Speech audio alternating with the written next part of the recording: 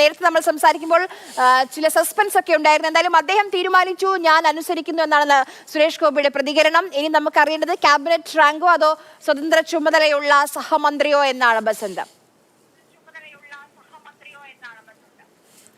ആര്യ, തീർച്ചയായും ഒരു അനിശ്ചിതത്വം ഇപ്പോൾ മാറിയിരിക്കുന്നു. പ്രധാനമന്ത്രി 11:30 വീട്ടിലെത്താൻ പറഞ്ഞു എന്ന് പറഞ്ഞാൽ അതിനർത്ഥം 11:30 അദ്ദേഹം ഒരുക്കുന്ന ചായ സൽക്കാരം, അതായത് നിയുക്ത മന്ത്രിമാർക്ക് ഒരുക്കുന്ന ചായ സൽക്കാരത്തിലേക്കാണ് ക്ഷണം. അപ്പോൾ അങ്ങനെയാണെങ്കിൽ സുരേഷ് ഗോപി കേന്ദ്രമന്ത്രിയായി എന്നുള്ളത് തന്നെയാണ് നമുക്ക് ഉറപ്പിക്കാൻ കഴിയുന്നു. അത് തന്നെയാണ് നമുക്കിപ്പോൾ ഈ ഏറ്റവും ഒടുവിൽ ലഭിക്കുന്ന വാർത്ത എന്ന് പറയുന്നത്. അദ്ദേഹം കേന്ദ്രമന്ത്രിസഭയിലേക്ക് സുരേഷ് ഗോപി വരുന്നു എന്നുള്ളതാണ്. രണ്ടാമത്തെ ചോദ്യം, ഈ ക്യാബിനറ്റ് പദവിയാണോ അതോ സഹമന്ത്രി സ്ഥാനമാണോ അതോ സ്വതന്ത്ര ചുമതലയുള്ള സഹമന്ത്രിയാണോ എന്നുള്ളതാണ്. അത് സത്യപ്രതിജ്ഞയ്ക്ക് ശേഷം മാത്രം വകുപ്പ് വിഭജനവുമായി ബന്ധപ്പെട്ട അല്ലെങ്കിൽ മന്ത്രാലയം വിഭജിച്ചുകൊണ്ടുള്ള രാഷ്ട്രപതിയുടെ കമ്മ്യൂണിക്കെ വരുന്ന സമയത്ത് മാത്രമേ നമുക്ക് ഇക്കാര്യത്തിൽ ഒരു വ്യക്തത വരികയുള്ളൂ.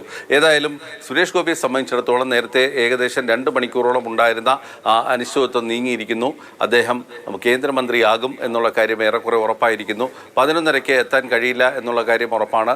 11:30 അദ്ദേഹത്തിൻ്റെ വസതിയിൽ കേന്ദ്രമന്ത്രിസഭയിലേക്ക് സത്യപ്രതിജ്ഞ ചെയ്യുന്ന എല്ലാ മന്ത്രിമാരും അല്പസമയത്തിനകം എത്തിത്തുടങ്ങും.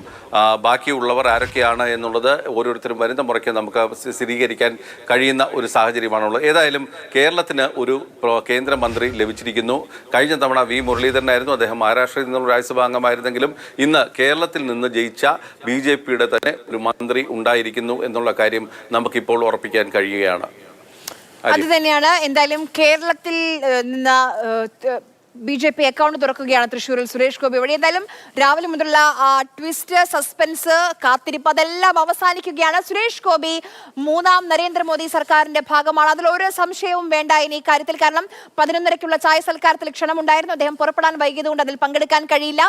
എന്തായാലും സുരേഷ് ഗോപി 3ാം നരേന്ദ്രമോദി സർക്കാരിന്റെ ഭാഗമാകാൻ പോവുകയാണ്. ദ മിനിസ്റ്ററായി സുരേഷ് ഗോപി എത്താൻ പോവുകയാണ്. ഇനി വകുപ്പിന്റെ കാര്യത്തിൽ അതോടൊപ്പം തന്നെ ക്യാബിനറ്റ് റാങ്കോ സ്വതന്ത്ര ചുമതലയുള്ള സഹമന്ത്രി സ്ഥാനം, ഇതിൽ ഏതാണ് എന്ന് കൂടി അറിയേണ്ടതുണ്ട്. സുരേഷ് ഗോപി എന്തായാലും കേന്ദ്രമന്ത്രിയാണ്, അക്കാര്യത്തിൽ ഒരു സംശയവുമില്ല. 1ാം ഘട്ടത്തിൽ തന്നെ ആദ്യ മൂഴത്തിൽ തന്നെ നരേന്ദ്രമോദി സർക്കാരിന്റെ ഭാഗമാകാൻ പോവുകയാണ് സുരേഷ് ഗോപി. കേരളത്തിൽ നിന്ന് മറ്റാരുടെയും പേര് ഇതുവരെ ഉയർന്നു കേട്ടിട്ടില്ല. പലതരത്തിലുള്ള പ്രാതിനിധ്യം വേണമെന്നൊക്കെ പറഞ്ഞിരുന്നു സംസ്ഥാന നേതൃത്വം. പക്ഷെ എന്തായാലും സുരേഷ് ഗോപി മാത്രം എന്തായാലും ഡൽഹിയിലേക്ക് പോവുകയാണ്, കേന്ദ്രമന്ത്രിയാവാൻ പോവുകയാണ് സുരേഷ് ഗോപി. 12:30 വിമാനം, 11:15 അല്പസമയത്തിനകം തന്നെ അദ്ദേഹം വിമാനത്താവളത്തിലേക്ക് എത്തും. 12:30 വിമാനം, 7:15 രാഷ്ട്രപതി ഭവനിൽ വെച്ചാണ് സത്യപ്രതിജ്ഞ ചടങ്ങുകൾ. മോദി നേരിട്ട് ക്ഷണിച്ചു, നരേന്ദ്രമോദി തീരുമാനിച്ചു, ഞാൻ അനുസരിക്കുന്നു. ഇതായിരുന്നു സുരേഷ് ഗോപിയുടെ പ്രതികരണം. കേരളത്തിന്റെ അംബാസിഡർ ആയിരിക്കും പാർലമെന്റിൽ എന്ന് അദ്ദേഹം ആവർത്തിച്ചു പറയുന്നുണ്ട്. കേരളത്തിന്റെ മാത്രമല്ല തമിഴ്നാടിന്റെ കൂടി പ്രാതിനിധ്യം താൻ ഉറപ്പാക്കുമെന്നും സുരേഷ് ഗോപി പറയുന്നുണ്ട്. അവരുടെയൊക്കെ പ്രാർത്ഥന തനിക്കൊപ്പം ഉണ്ടായിരുന്നുവെന്ന് ഇടയ്ക്കിടയ്ക്ക് ആവർത്തിച്ച് പറയുന്നുണ്ടായിരുന്നു സുരേഷ് ഗോപി. എന്തായാലും സുരേഷ് ഗോപി വലിയ ട്വിസ്റ്റുകളൊക്കെ നമ്മൾ പ്രതീക്ഷിച്ചതാണ്. പക്ഷെ അതിനൊക്കെ ഒടുവിൽ ഇപ്പോൾ സുരേഷ് ഗോപി തിരുവനന്തപുരം വിമാനത്താവളത്തിലേക്ക് യാത്ര തിരിച്ചിരിക്കുകയാണ്. കേന്ദ്രമന്ത്രിയാകും. അതിൽ ഇനി ഒരു സസ്പെൻസും ഇല്ല, ഒരു കാത്തിരിപ്പിന്റെയും ആവശ്യമില്ല. കൺഫേംഡ് ന്യൂസ് ആണ്. സുരേഷ് ഗോപി കേന്ദ്രമന്ത്രിയാണ്. നിർമ്മല സീതാരാമൻ കൂടി കേന്ദ്രമന്ത്രിസഭയുടെ ഭാഗമാവുകയാണ്. അവർക്ക് കൂടി ക്ഷണം ലഭിച്ചു എന്നുള്ള വിവരങ്ങൾ പുറത്തേക്ക് വരുന്നു. ആര്യ, കഴിഞ്ഞ 2ാം മന്ത്രിസഭയിലെ എല്ലാ മുതിർന്ന മന്ത്രിമാരും ഇത്തവണ വീണ്ടും മന്ത്രിമാരാകും എന്നുള്ളൊരു സൂചനയാണ് ഇപ്പോൾ വരുന്നത്. പ്രതിരോധ മന്ത്രിയായിരുന്ന രാജ്നാഥ് സിംഗ്, ആഭ്യന്തരമന്ത്രി അമിത്ഷാ, അതോടൊപ്പം തന്നെ ധനമന്ത്രി നിർമ്മല സീതാരാമനും ഇപ്പോൾ ചായ സൽക്കാരത്തിന് ക്ഷണം ലഭിച്ചു എന്നുള്ള വിവരമാണ് വരുന്നത്. അതോടൊപ്പം തന്നെ കഴിഞ്ഞ മന്ത്രിസഭയിൽ അംഗമായിരുന്ന ജുവൽ ഒറോം, ഒഡീഷയിൽ നിന്നുള്ള BJP നേതാവാണ് അദ്ദേഹവും കേന്ദ്രമന്ത്രിയാകും എന്നുള്ളൊരു സൂചനയാണ്. BJP തങ്ങളുടെ മുതിർന്ന നേതാക്കളെയൊക്കെ തന്നെ വീണ്ടും പരീക്ഷിക്കുന്നു എന്ന് തന്നെ നമുക്ക് വിലയിരുത്താൻ കഴിയും. BJPയിലേക്ക് കഴിഞ്ഞ മന്ത്രിസഭയിൽ ഉണ്ടായിരുന്ന എല്ലാവരും മുതിർന്ന നേതാക്കളൊക്കെ തന്നെ വീണ്ടും വരുന്നു. അർജുൻ റാം മേഘ്വാൾ വീണ്ടും മന്ത്രിയാകും എന്നുള്ള ഒരു സൂചന തന്നെയാണ്. അനുരാഗ് ഠാക്കൂർ മന്ത്രിയായേക്കും. നിർമ്മല സീതാരാമൻ ധനമന്ത്രിയായിരുന്നു, നേരത്തെ ഡിഫൻസ് മിനിസ്റ്ററുമായിരുന്നു നിർമ്മല സീതാരാമൻ. അതോടൊപ്പം അതോടൊപ്പം തന്നെ കഴിഞ്ഞ മന്ത്രിസഭയിൽ ധനമന്ത്രിയായിരുന്ന ഒരു സാഹചര്യം കൂടിയുണ്ട്. BJPയെ സംബന്ധിച്ചിടത്തോളം അവരുടെ എല്ലാ മുഖങ്ങളും പുതിയ മുഖങ്ങളെയും പരീക്ഷിക്കാനുള്ളൊരു സാധ്യതയുണ്ട്.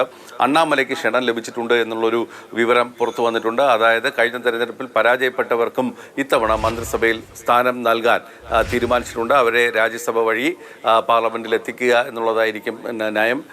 കേരളത്തിൽ നിന്നും ഇനി മന്ത്രിമാരുണ്ടാകുമോ എന്നുള്ളൊരു വലിയ ചോദ്യം കൂടി ഇനി ഉയരുന്നുണ്ട്.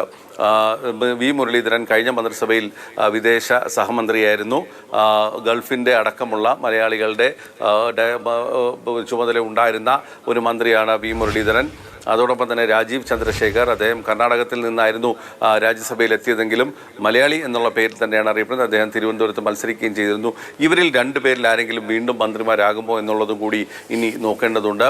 കേരളത്തിൻ്റെ പ്രാതിനിധ്യം എന്നുള്ള നിലയ്ക്ക് ഇപ്പോൾ സുരേഷ് ഗോപിയുടേത് ഉറപ്പിച്ചു കഴിഞ്ഞ ഒരു സാഹചര്യമാണ്.